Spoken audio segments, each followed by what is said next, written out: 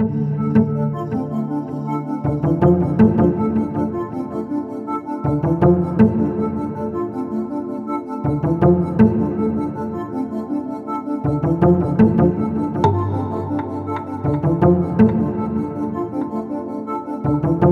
dia a todos, eu sou Joselma Senise, mãe, pedagoga, trabalho no Ministério Infantil há 4 anos e hoje eu recebi um convite especial de estar com vocês no programa Mensagem de Esperança para abordar o tema Ideologia de Gênero.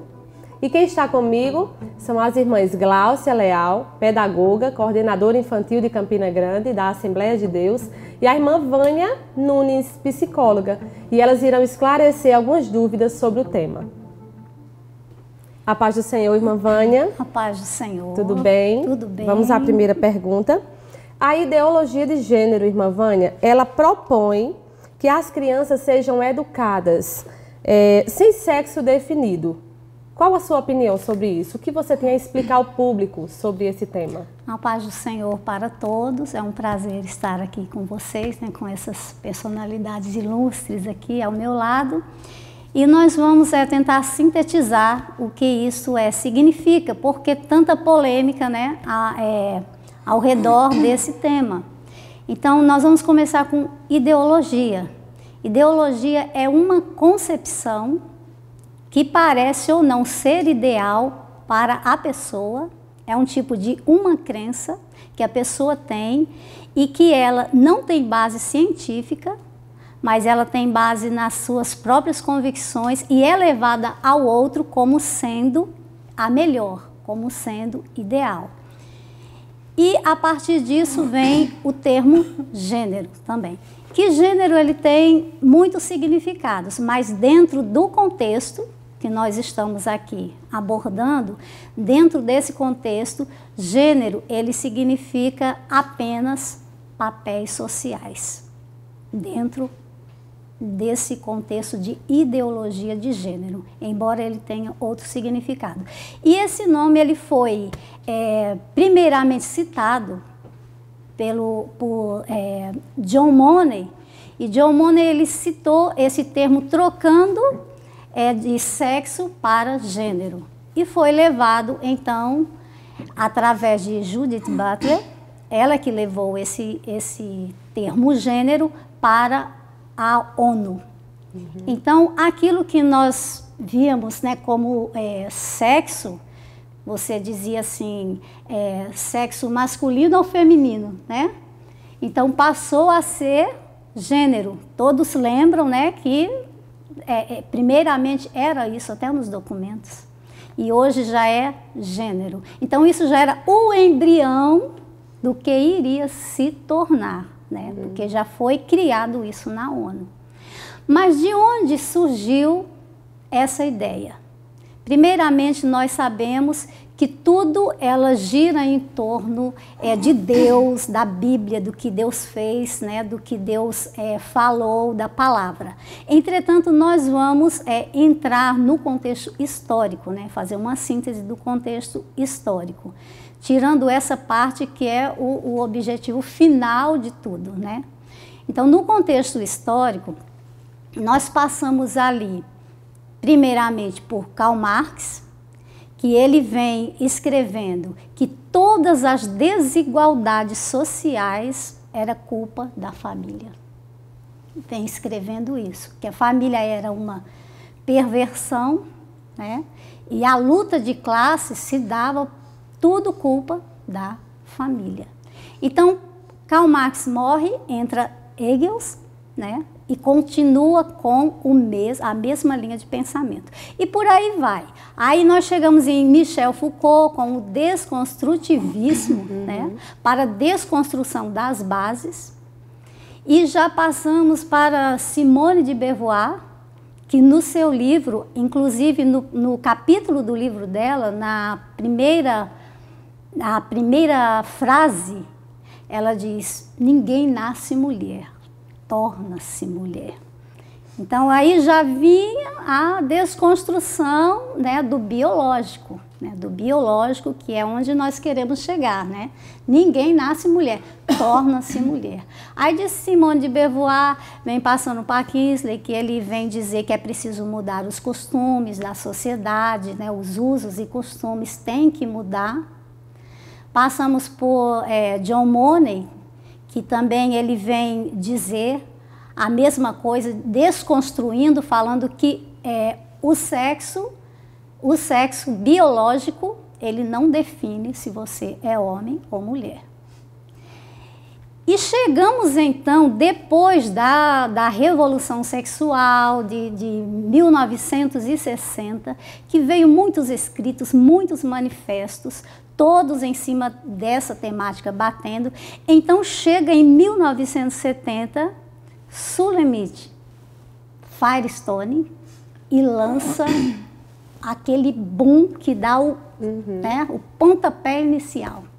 Ela lança o livro A Dialética dos Sexos. Então, nesse livro, ela diz claramente, é preciso desconstruir a família. Destruir a família. Porque você destruindo a família, então você vai ter uma vida sexual ilimitada para todos. E então nós teremos uma nova sociedade. Depois disso, entra Judith Butler, pega esse lixo todo, né, junta, faz um apanhado geral e prepara minuciosamente o projeto e leva para a Conferência de Pequim, da ONU. E esse projeto, então, muda-se de sexo para gênero, eles acatam esse projeto, né? Acatam o projeto e vocês podem perguntar, né? Inclusive os nossos telespectadores, e por que a ONU, né? A ONU acata um projeto desse que vai contra a ciência, vai contra a biologia? A ONU, ela já vinha desde muito tempo, desde um grupo formado antes da formação toda da ONU, era o Conselho Populacional. E um dos objetivos desse grupo, quer dizer, 2 desses objetivos, um deles era o controle populacional e o controle do comportamento das sociedades.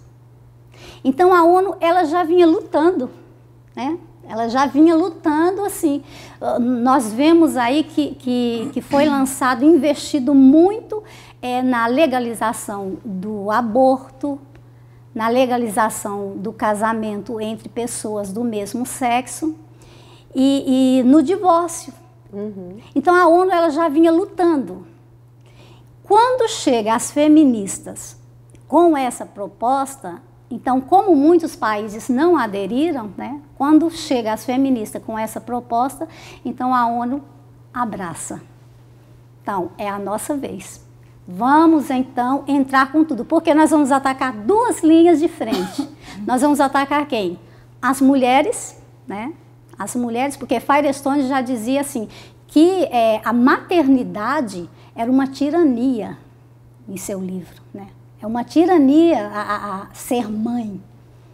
Então, vamos atacar 2 linhas de frente. Nós atacamos as mulheres, né? Tornamos elas masculinizadas, com ódio do casamento, com infidelidade, com o divórcio, né? E atacamos quem? As crianças, em cima da sexualidade das crianças, porque elas vão ser o futuro e a próxima geração. Então, basicamente, a ideologia de gênero, a fundamentação dela está no feminismo marxista, com apoio do movimento LGBT. E ela significa extremamente isto: tirar o sexo biológico e colocar ele apenas como papéis. Então, você escolhe, depois que você nasce, o que você vai ser, homem ou mulher. É uma pena, uma desconstrução do que Deus fez, desconstrução, né? Irmã Gláucia, eu queria saber agora, o que a irmã acha sobre esse tipo de ideologia nas escolas? A paz do Senhor, Amém. A paz do Senhor para todos. Eu estou há 22 anos na educação, são 22 anos de assim, vamos dizer, já vimos diversas situações que as crianças enfrentam. Mas essa, hoje, da ideologia de gênero, tem sido a mais forte. Então, nós como professores cristãos, quando eu falo professores cristãos, nós estamos falando de professores católicos, sim, professores evangélicos, e que defendem a família. Precisamos, como educadores, insistir para que essa base, que tem marco civilizatório, a família, ela vem de uma instituição das mais antigas. É a tradição. Né? Nós somos, a cada época, a cada século, vamos assim dizer, a sociedade passou por diversos processos, mas ela, como marco civilizatório, a família, ela permanece. Ela atravessou gerações. Então, falando em termos educacionais e espirituais, a família tem sido um alvo tanto na sociedade secular como na sociedade espiritual. Por quê? Porque há um alvo de Satanás em destruir a família.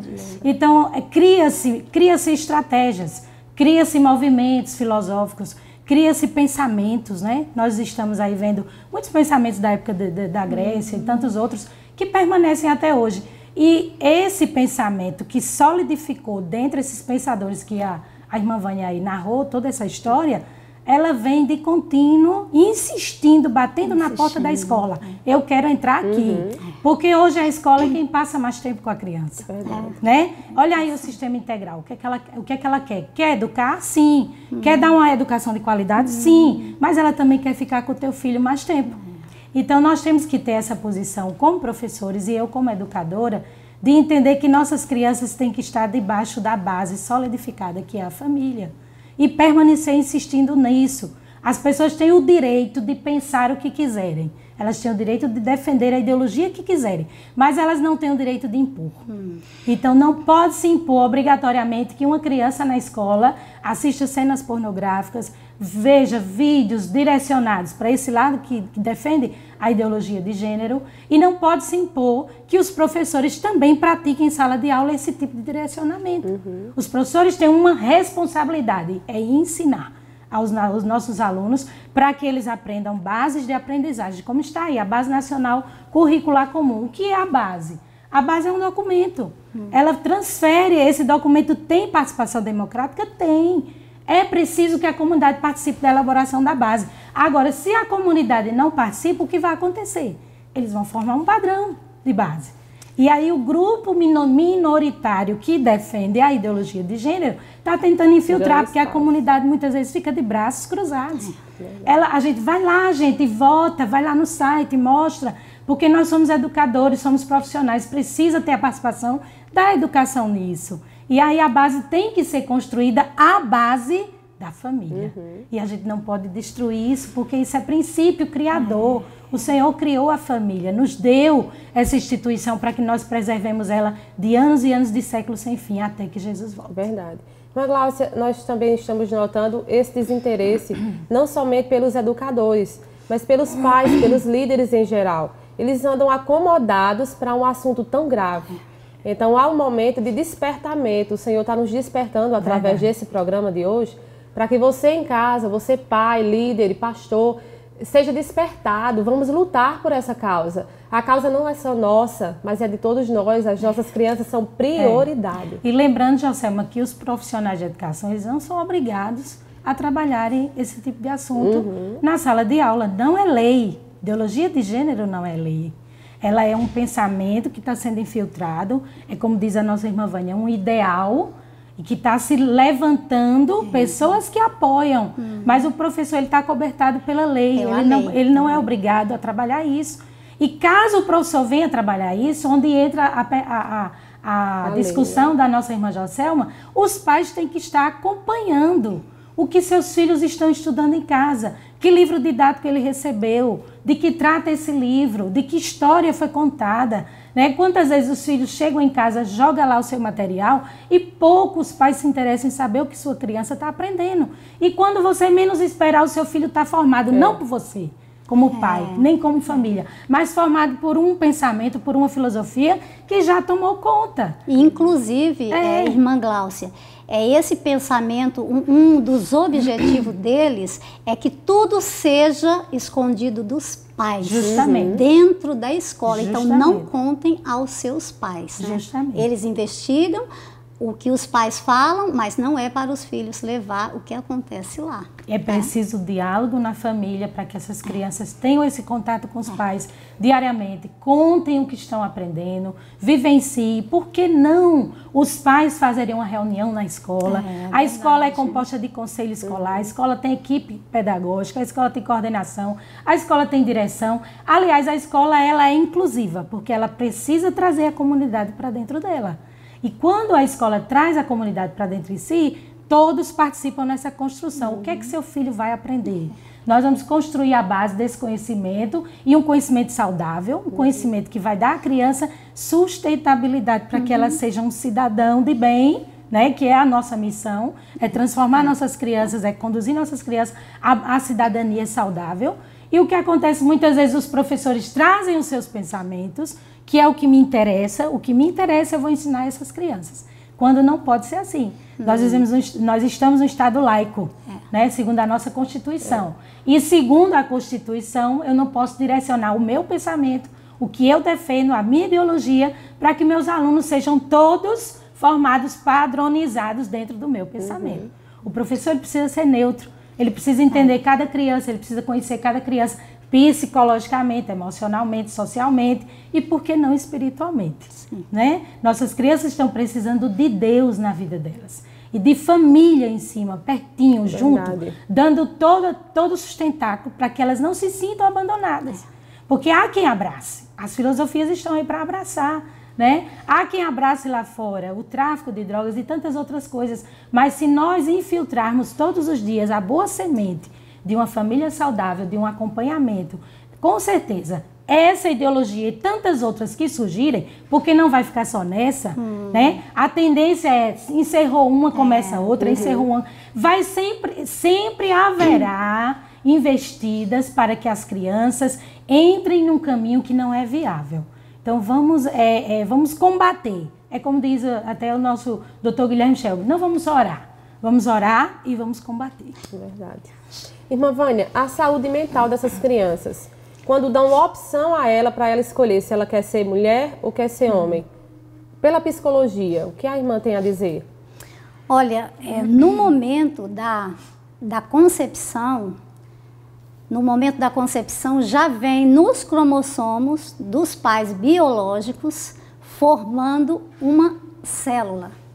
E aquela célula, ela já contém todo o material genético, todas as características, ela está ali.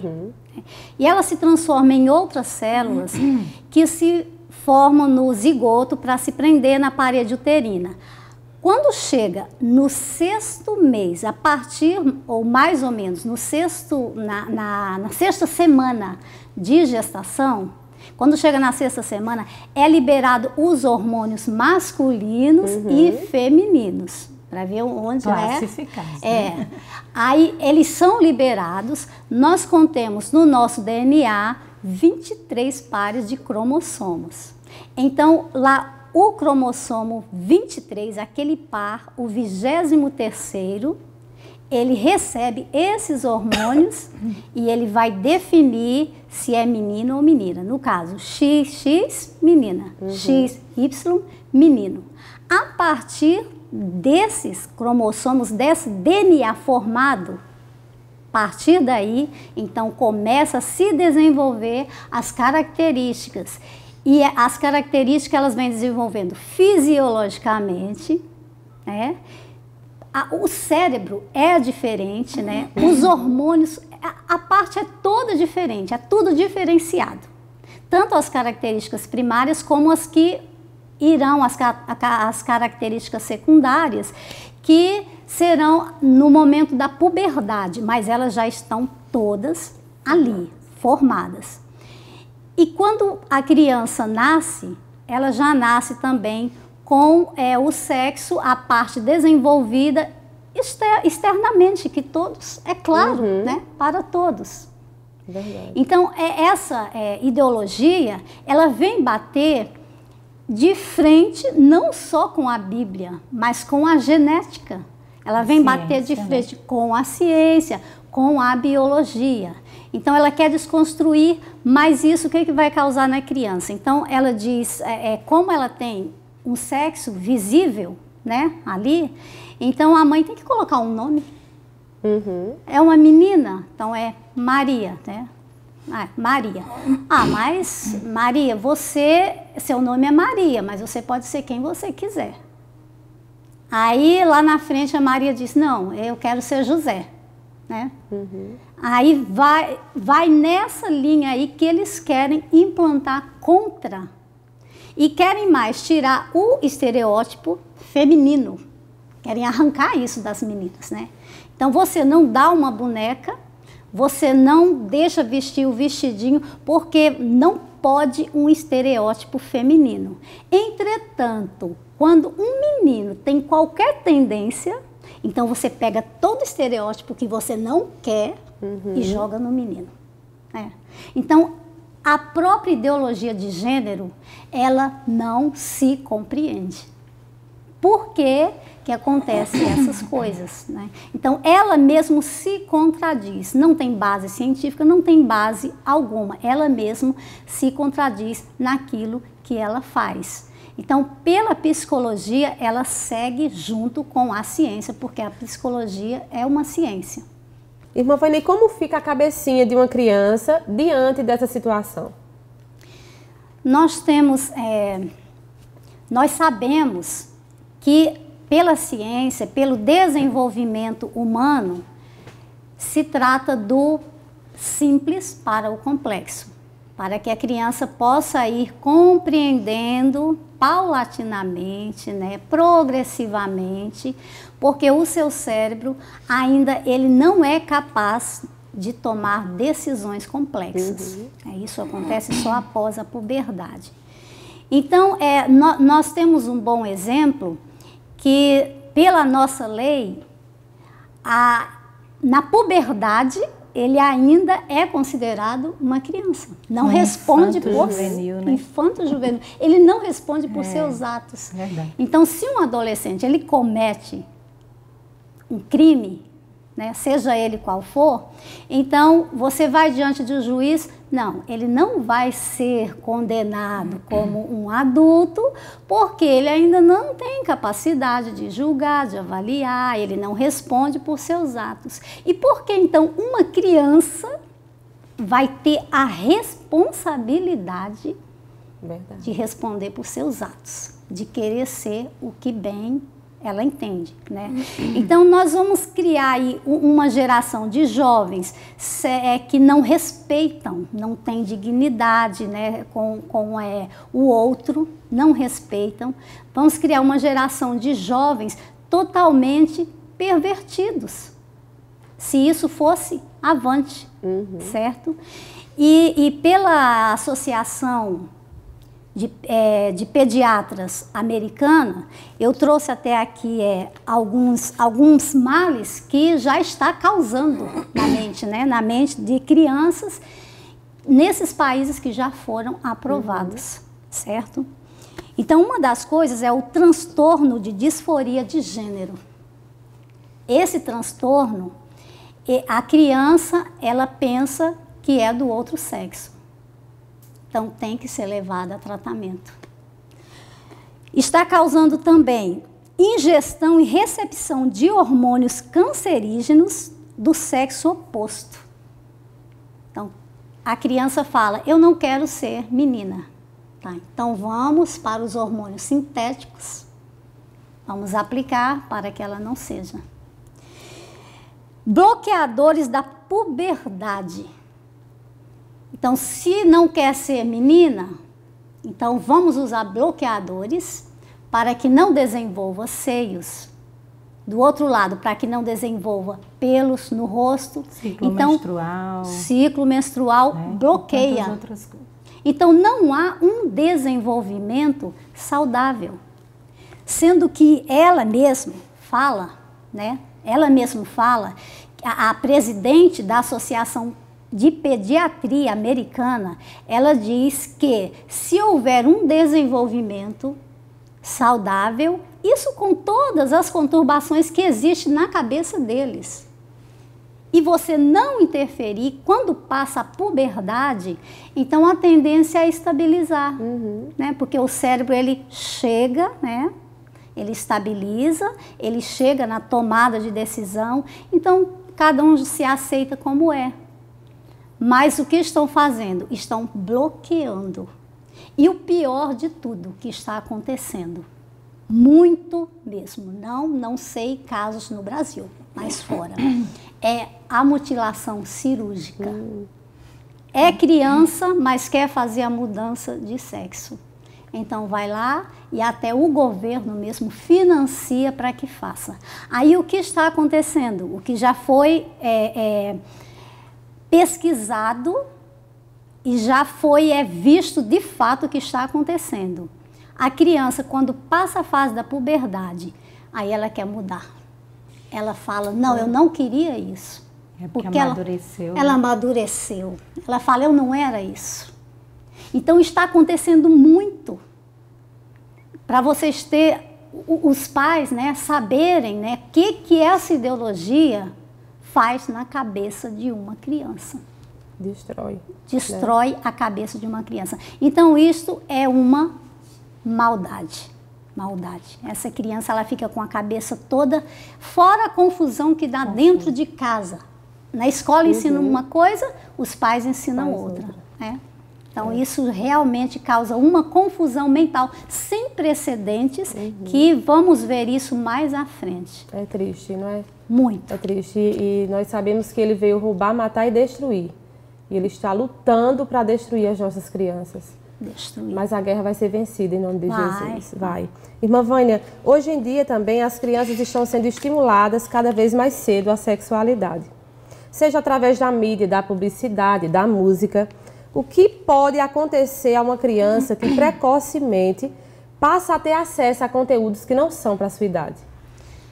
Para começar, e a irmã Gláucia sabe disso, que a nossa Constituição, né, do Estatuto da Criança e do Adolescente, ela vem falar sobre isso, que não pode, né, apresentar nada para a criança, não pode esses conteúdos. Mas essa é uma das propostas da ideologia de gênero. E outra coisa que eu trouxe aqui do livro de Firestone, porque o livro dela é praticamente a base do projeto. Vamos assim dizer, a Bíblia.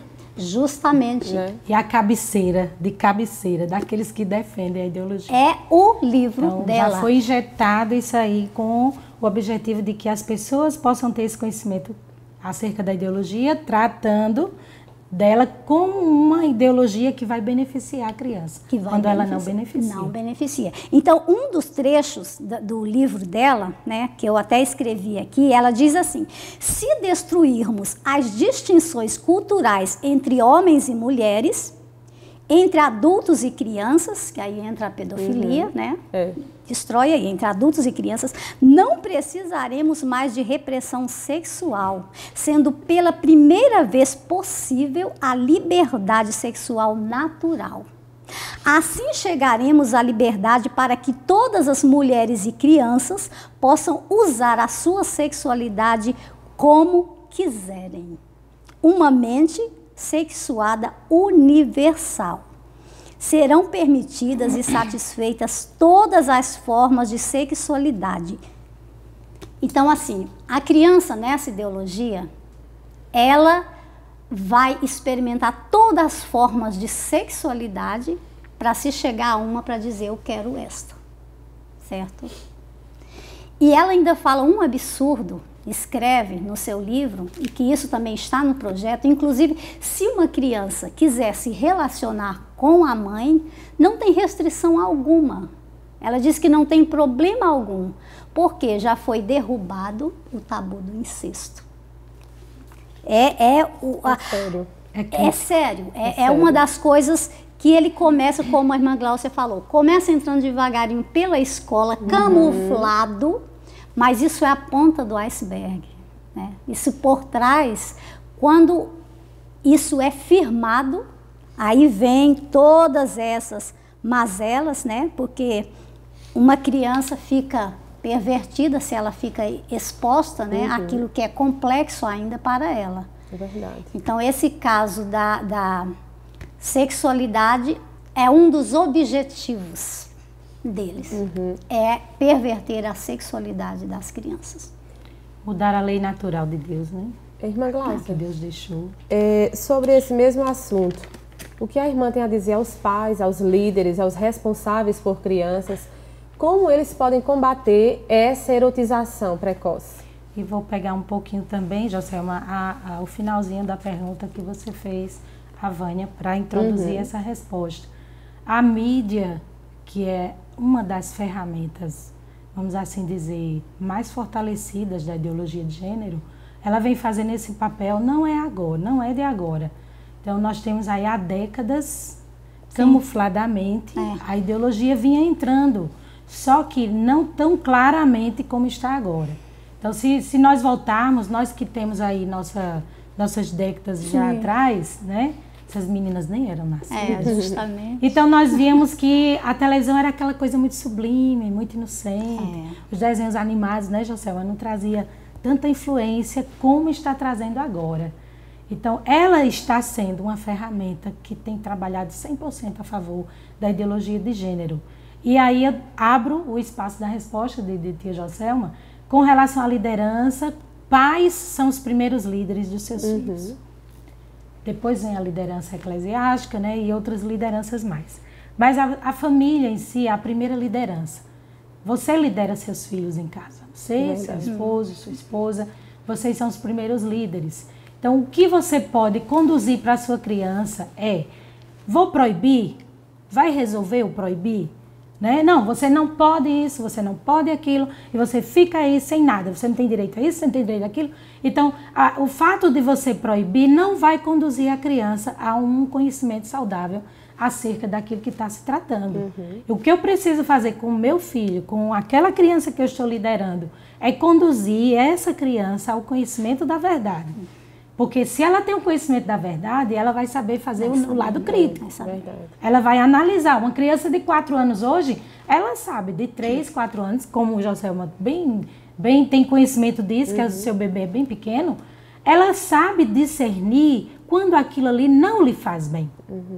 Então, se a criança já tem esse discernimento, ela já tem esse conhecimento, quem melhor do que a família, do que os pais como líderes, para conduzir essa criança a fortalecer essa base. Olha, você vai continuar assim, você vai continuar tendo esse conhecimento, porque o que quer que venha à sua frente, você vai ter uma análise saudável. Né? Eu vou poder ver aquele desenho, mamãe? Vou. Vai sim, mas você vai fazer sua análise dele. Vamos ver o filme? Tá? Vamos, mas vamos fazer a nossa análise. Porque a partir do momento em que você só proíbe, mas você não diz por quê, não, e não, e não, e fecha a nota, né? E a criança fica lá embravecida porque papai não deixou, porque mamãe não deixou, e aí começam aqueles tabus que a gente sabe muito bem que foram quebrados ao longo do tempo, que hoje nós já como pais já temos outra visão do que os nossos pais, nossos avós tiveram. Não posso namorar, chegou a adolescência, por quê? Não pode, não pode. E aí a gente tabela essa questão. Então, finalizando, a liderança precisa estar focada, sim, em conduzir essa verdade para as crianças, em alertar sobre a ideologia de gênero, sim, em falar a verdade para as crianças, porque elas precisam entender que as verdades imaginárias estão aí rondando, né? Os contos de fadas, aquelas coisas todas, e muitas vezes as crianças sabem que elas precisam ter uma coisa mais concreta, um conhecimento mais verdadeiro daquilo que ela está sendo apresentado. A ideologia de gênero está presente na escola? Muitas escolas, sim. Ela está presente nos desenhos animados? Muitos. Muitos estão aí já trazendo a sua filosofia através de desenhos animados. Então, eu vou deixar meu filho na frente da TV e vou fazer as minhas coisas, as minhas responsabilidades. E a TV se encarrega de padronizar a ideologia sobre ela. Então, o alerta é para a liderança. Como tratar essa questão da erotização, da pornografia? É conduzindo a criança ao conhecimento da verdade. Não tem outra. né? É encher os nossos cultos de Bíblia, é encher nossas escolas dominicais de Bíblia, encher nossa família de culto doméstico, de perseverança, é mostrar o que está na palavra. E a palavra, ela é única. Ela traduz a verdade de uma única forma. Ela vai conduzir a criança e vai fazer ela entender que aquelas ferramentas que estão ali por fora, tentando invadir o seu mundo espiritual, não vai entrar, porque a Bíblia diz que não é contra a carne e nem contra o sangue, é contra as hostes espirituais. Eu não vou estar lutando aqui com o tia Joselmo, com o veneziano, ou quem quer que seja, para defender o que eu quero, não.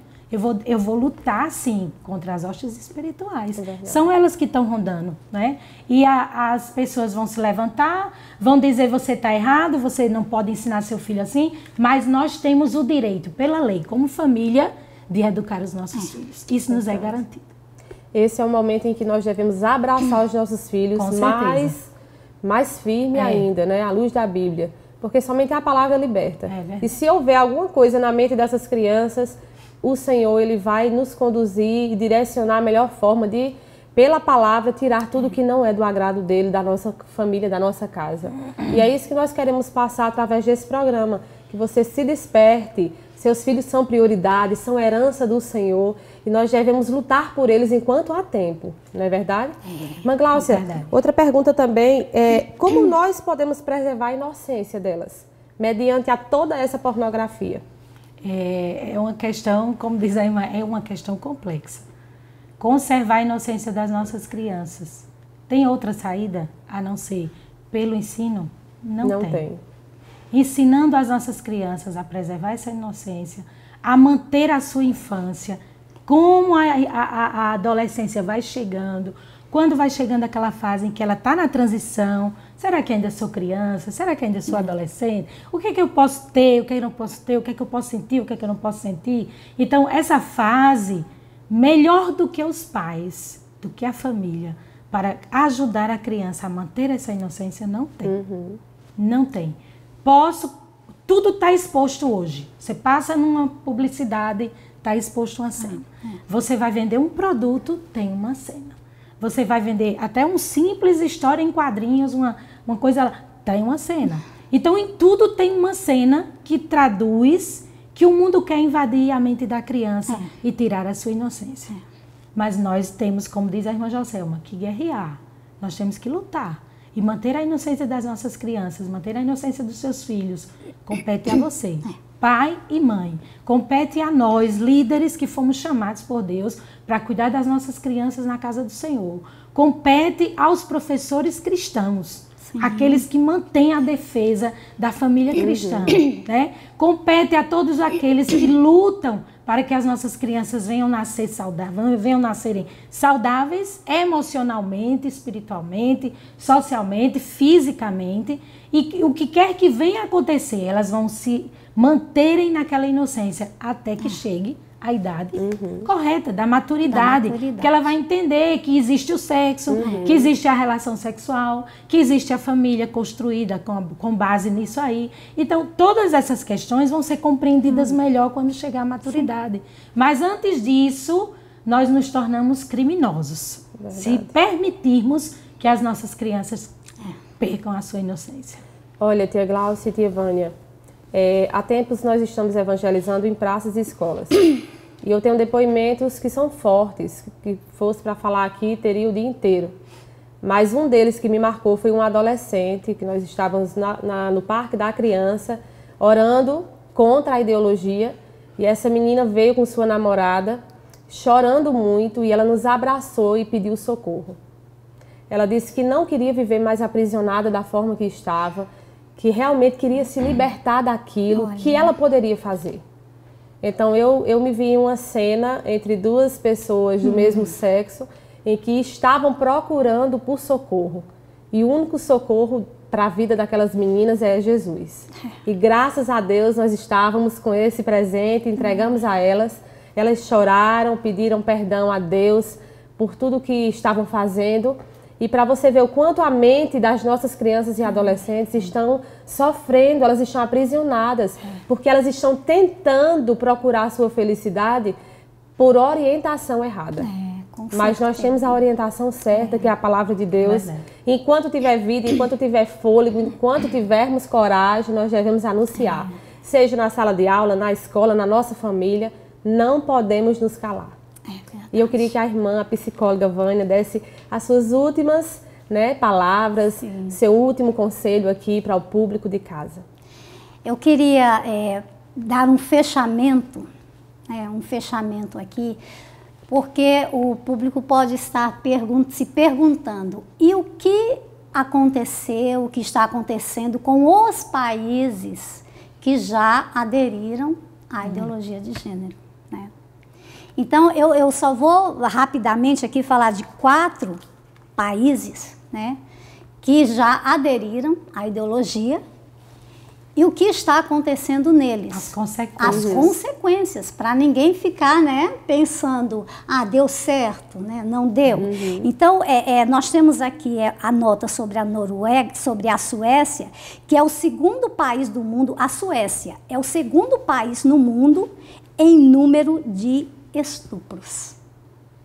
E isso dentro desses banheiros que dizem, né, banheiros unissex, né, nas escolas, né, briga lá entre meninos e meninas, acontece isso, né? Isso na Suécia, é o 2º país no mundo. Na Inglaterra, subiu 1000% o número de crianças que se submetem a tratamentos transgêneros, que nós estávamos falando, na Inglaterra. E nos últimos 4 anos, mais de 500% na Escócia. E no último país aqui que eu trouxe, porque tem outros países, né, mas eu trouxe 4 países apenas, na Noruega, 38 famílias estão fazendo abaixo-assinado, lutando pela guarda dos filhos que perderam. Porque a partir do momento que é aceito em uma sociedade, então os pais não podem falar nada contra. Então, tudo que você falar é investigado com a criança na escola. Então, eles podem tomar os seus filhos e dizer, você não está apto para ser pai e mãe. Então, essa é a consequência, né, que já vem nos países que já aderiram, né? E vale também lembrar, irmã Gláucia, que a história dos idealizadores, a história de vida deles, né, para que todo mundo saiba, a história de vida desses idealizadores são pessoas de famílias desestruturadas ou sem família, né? São pessoas de comportamentos devassos, pessoas que não conheceram o amor conjugal, nem amor de pais e filhos, nem amor a Deus, e a maioria ainda com distúrbios psiquiátricos. Então, se você pegar lá da raiz, quem formulou a ideologia? Por que vamos aderir a uma coisa formulada por pessoas que não têm sequer uma estrutura? Nenhuma, nem base espiritual, nem comportamental, nenhuma base. Pessoas sem regra, sem limite e querem impor, forçar, né, que as sociedades se transformem. Então, eu quero aqui deixar para os pais, deixar para vocês. A irmã Gláucia já falou muito bem sobre esse dinamismo que nós temos que ter, né? E cabe aos pais monitorar, levantar a voz, olhar o que seu filho está fazendo, né? Sempre estar ali perto. Deixe o seu cansaço de lado, né? Que muitas vezes o cansaço não deixa que você converse com seus filhos, mas a priori são os seus filhos. Então não passe um dia sem conversar com os seus filhos. Converse com eles, investigue, busque na fonte, pesquise para debater em casa, certo? Isso psicologicamente falando. Para você debater com seus filhos, para ter o controle, para não deixar que outros controlem os seus filhos. Agora, passando para a parte espiritual, né? Passando para a parte espiritual, um conselho para finalizar, certo?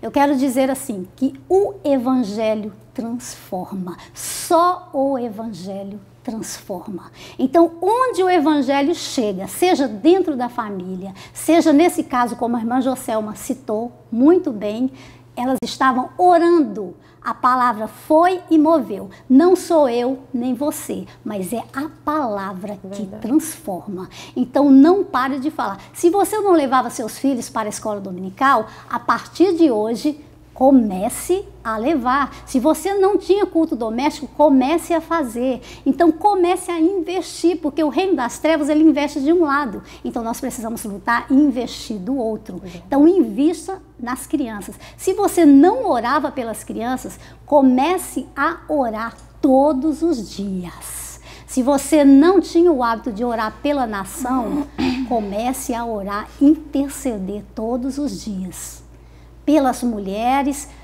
para que o comportamento não seja mudado. Eu deixo até um recado aqui, uma mensagem, né, para as mulheres, porque isso vem atacando, né, irmã Glaucia, também as mulheres, que é a base da família.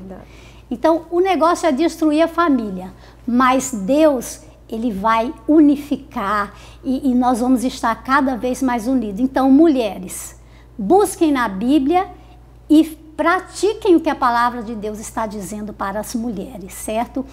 E mais uma coisa, não conformeis com este mundo, mas transformai-vos pela renovação da vossa mente. E nós temos uma promessa muito linda, que ninguém pode ficar com medo disso. Não fique com medo dessas ameaças, desse levante diabólico. Não fique com medo, porque nós temos uma promessa muito linda. E essa promessa é a seguinte: ensina o teu filho no caminho em que deve andar, e até quando envelhecer, não se desviará dele. Amém. Que Deus abençoe a todos vocês. Amém. Irmã Glaucia, suas últimas considerações e um recado para todos os educadores, para pastores, líderes, para que eles venham ser fortes, corajosos e lutar pela nossa geração, né? Demais. Eu vou dar 3 recadinhos. O primeiro são para os nossos políticos, os nossos vereadores, que foram colocados lá na Câmara, né, com o voto da comunidade. Vocês podem fazer, e muito, em defesa da criança.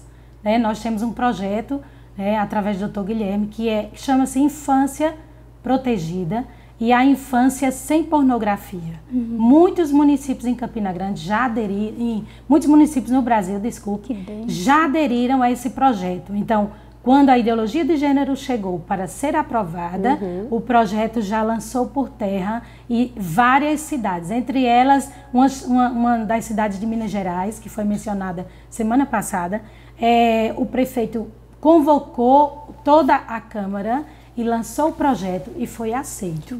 Então é uma das propostas que nós temos. Eu sozinha não posso fazer isso. Joselma sozinha não pode. Mas se nós nos unirmos junto com vocês, que nós estamos aqui para dar também esse apoio, nós vamos conseguir fazer com que Campina Grande tenha também esse projeto Infância Sem Pornografia. Porque precisa que todos os pais, todas as famílias, todas as comunidades entendam que quando se torna lei, com certeza, há um freio, né? Há uma limitação diante do que se vai ser ensinado às nossas crianças. O segundo recado é para as nossas famílias, só complementando o que a irmã Vânia já diz. Você, família, é a primeira liderança. Você pode liderar seus filhos, você pode convocá-los para a obra, você pode fazer tudo isso. Só que esse poder que está em suas mãos precisa ser administrado pelo Espírito Santo de Deus. O Senhor pode te orientar em todas essas coisas e você pode conduzir seus filhos nesse caminho que tantas vezes você deixa a responsabilidade da igreja, achando que a igreja ela vai cumprir 100% de toda a responsabilidade espiritual do seu filho. Não vai, não vai, porque você é o primeiro ensinador, como pai e como mãe do seu filho. A igreja, ela complementa. A igreja, ela passou a fazer um papel que não é dela. Ela não está para entreter a criança. Ela não está para levar recreação à criança. A igreja está para ensinar, para evangelizar, para cumprir o ídolo de Jesus. E quantas vezes nós temos que fazer isso, né, tia Joselma? Temos que conduzir as crianças a um passeio, a levar... Não, isso não faz mal, não. Mas essa responsabilidade os pais estão deixando para que alguém faça, porque eu não tenho tempo, porque eu não vou fazer isso, porque aquilo. E quantas vezes as crianças não têm mais uma oportunidade de estar com seus pais num momento prazeroso? Até o próprio ensinamento bíblico está sendo passado para nós, tios. E não é essa a responsabilidade nossa. Nós estamos aqui para orientar, para conduzi-los. Mas os pais é o primeiro ministério, né? A família. É a família. Então, concluindo, os políticos, os vereadores, deputados, prefeitos, todos vocês que nos escutam hoje, com todo o respeito que nós temos a vocês, se juntem a nós para que possamos defender as nossas crianças. É o seu filho que está lá. É o seu neto, é o seu sobrinho, é o seu parente. Eles também não estão isentos de serem atingidos por isso. E quantas vezes nós estamos achando que só o filho do vizinho está sendo atingido? São os nossos filhos. Então a gente precisa protegê-los, conduzi-los a essa verdade, conduzi-los ao conhecimento da palavra, mas também nos alertarmos da lei. Sim. E a última palavra para a liderança, professores de escola dominical, regentes, coordenadores, tias, pregadores, ensinadores. Não basta só estar no culto, levar o evangelho e ir para casa. Isso não é tudo. Nós temos que fazer toda a obra com as nossas crianças. Essas crianças precisam ter o conhecimento também através de nós, de que elas podem ser protegidas, de que elas podem ser defendidas através de nós. Quantos professores que têm sido o poço dos segredos dos seus alunos, né? Quantas crianças têm contado as coisas que escutamos no ciclo de oração infantil, os pedidos de orações que elas fazem, são pedidos que a gente olha assim e diz, Senhor, como pode isso acontecer? E isso está acontecendo nos lares, nas famílias, porque elas estão confiando em nós. Está confiando em você, está confiando em mim, está confiando em todos os que estão ali para ajudá-los a crescerem. Então, cuida, professor, cuida, líder, cuida, coordenador, porque essa tua responsabilidade não é só uma responsabilidade dentro da igreja. Nós temos que interceder e temos que nos unir para que essas crianças sejam protegidas. Denuncia. Não, mas eu sei, mas não vou denunciar. Você precisa denunciar. Se a criança foi abusada, se a criança foi levada a estar numa situação em que ela foi... Não, aquele momento ali que foi levado foi para ela ver um pouquinho da ideologia de gênero. Ela foi ferida. A inocência dela foi tocada. Então você como professor, você como líder precisa denunciar. Porque se nós denunciarmos, com certeza haverá limites. E nós vivemos de marcos e de limites. Precisamos ter essa regra como limite de que nossas crianças elas têm família e elas têm quem as defenda. Amém? Verdade. Amém. Nós queremos agradecer a todos vocês, telespectadores, internautas, por estarem conosco até agora, escutando esse programa que com certeza enriqueceu o seu dia e alertou sobre o que nós devemos fazer para combater este mal. Este é um mal que vem com força para destruir as nossas crianças, mas tem um exército armado que está mais forte ainda para lutar por elas. Que Deus abençoe a sua vida e até a próxima, se Deus quiser.